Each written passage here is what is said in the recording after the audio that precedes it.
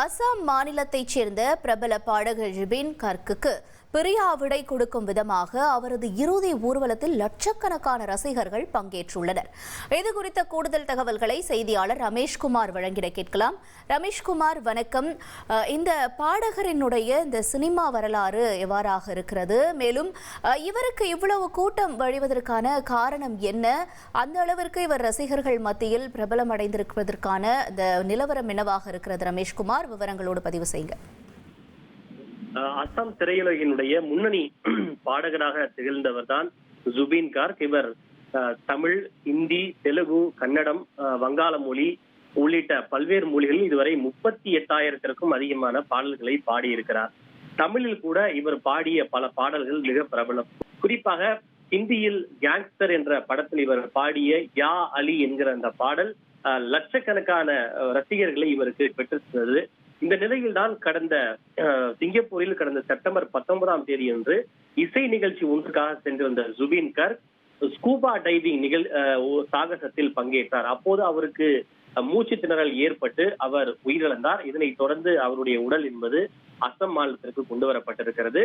அசாம் மாநிலத்தில் லட்சக்கணக்கான ரசிகர்கள் இவருக்கு இருக்கிறார்கள். இவருடைய மறைவு அசாம் மாநில மக்கள் ரசிகர்கள் மத்தியில் பெரும் சோகத்தை ஏற்படுத்தி இருக்கிறது. இந்த நிலையில் தான் உயிரிழந்த அவருக்கு இன்று தற்போது இறுதி சடங்கு நடைபெற்று வருகிறது. அசாமின் சோனாப்பூரில் இருக்கக்கூடிய காமாரூப் மாவட்டத்தில் இருக்கக்கூடிய காமாருச்சி என்சி என்கிற கிராமத்தில் தான் அவருக்கு தற்போது இறுதி சடங்கு நடைபெற உள்ளது. அசாம் மாநில முதல்வர் ஹிமந்த பிஸ்வா சர்மா மலர் வளையம் வைத்து அவர் அஞ்சலி செலுத்தியிருக்கிறார். கடந்த 2-3 நாட்களாகவே இவருக்கு தொடர்பான அந்த இறுதி சடங்கு தொடர்பான அனைத்து நிகழ்வுகளையும் அசாம் முதல்வரே நேரில் பார்வையிட்டு எல்லா ஏற்பாடுகளையும் அவர் செய்து வருகின்றார். கிட்டத்தட்ட இவருக்கு 4 கிலோமீட்டர் தூரத்திற்கு அவருடைய ரசிகர்கள் நீண்ட வரிசையில் நின்று இவருக்கு கடந்த 2 நாட்களாக அஞ்சலி செலுத்திய வண்ணம் இருக்கின்றனர். இன்றைய தினம் அந்த காமாரூப் மாவட்டத்தில் இவருடைய இறுதி சடங்கை ஊற்றி பள்ளி, கல்லூரிகள் மற்றும் அரசு அலுவலகங்களுக்கு விடுமுறை அளிக்கப்பட்டிருக்கிறது. அண்டை மாவட்டமான மெகாலயாவில் கூட இன்று அனைத்து மதுபான கடைகளுக்கும் விடுமுறை என்பது அளிக்கப்பட்டிருக்கிறது. குறிப்பிட சொல்ல என்றால் இந்த இடத்தில் தான் ஜுபின் கார்க்கு அசாம் மாநில அரசின் சார்பில் நினைவிடம் அமைக்கப்பட உள்ளது.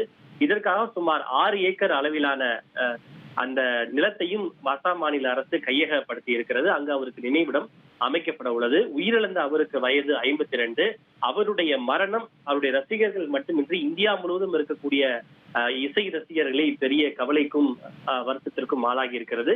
இந்த நிலையில் தான் நீண்ட ஒரு பயணத்திற்கு பிறகே தற்போது அந்த தகன காமாரோப் என்சி என்கிற கிராமத்தில் இருக்கக்கூடிய தகன மேடைக்கு இறுதி சடங்கிற்காக அவருடைய உடல் கொண்டு வரப்பட்டிருக்கிறது. அசாம் மாநில அரசினுடைய முழு அரசு மரியாதையோடு அவருக்கு இந்த இறுதி சடங்கு நடைபெற உள்ளது.